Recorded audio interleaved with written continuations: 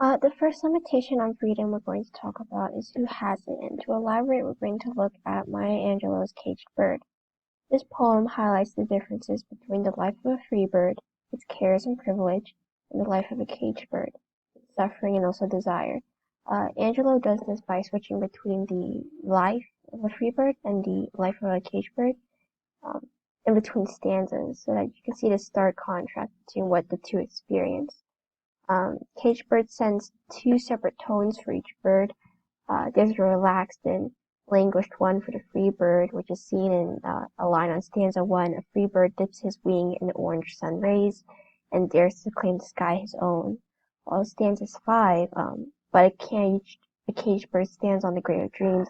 His shadow shouts on a nightmare scream, displays the opposite. These stanzas help communicate the privileges of freedom that the free bird experiences, like luxury. They can think whatever they want whenever they want, soaring without limitations.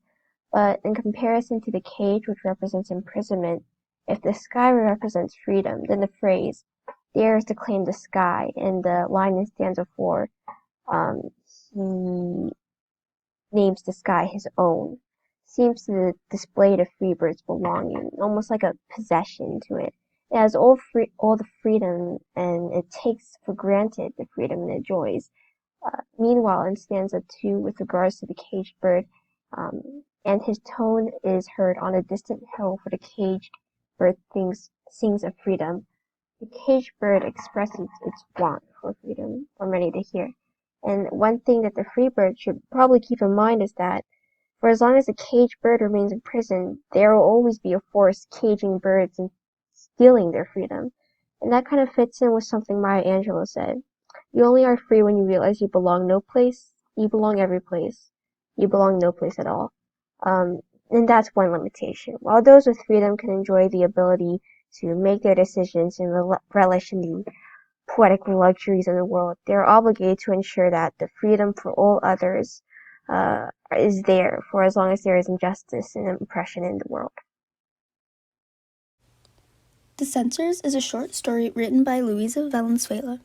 Her native country, Argentina, has a rough history of human rights violations and censorship of news and mail. In this short story, the purpose is to explore the absurd aspects of life under extreme censorship, human rights violations, and oppression. In the story, paragraph 2, it says, all letters pass from hand to hand and go through all sorts of tests in the huge censorship offices. In the end, very few continue on their way. All this time, the freedom, maybe even the life of both sender and receiver, is in jeopardy. The privilege is the right of freedom of speech and expression, compared to a place where even writing emotions is dangerous. The obligation of those who have free speech is to protect the right of free speech and expression from oppression. The limit on freedom is that no one person or group should be allowed to limit, oppress, or completely remove another's natural rights. Speech at the United Nations.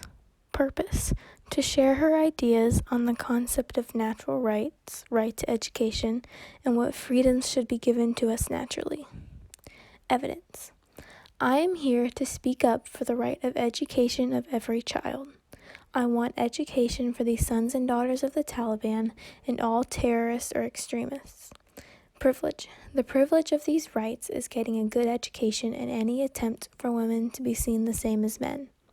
Obligation: speaking out for what is right and taking risks while protesting. Limit on freedom: the freedom to learn and educate oneself is a right no one should be limited on or have to fight for.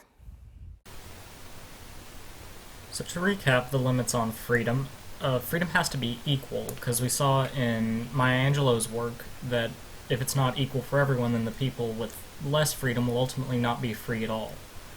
Secondly, we see that freedom can't allow oppression. We saw in the censors that if freedom does allow oppression, then just as if freedom isn't equal, there will ultimately be a group of people who aren't free. And then finally, we saw from Yousafzai's speech to the United Nations that freedom must come from natural, inborn rights. John Locke spoke extensively about this. He said that humans have inherently 3 rights: the right to life, the right to liberty, and the right to property. If we keep these, then we'll always be free, no matter how we're oppressed.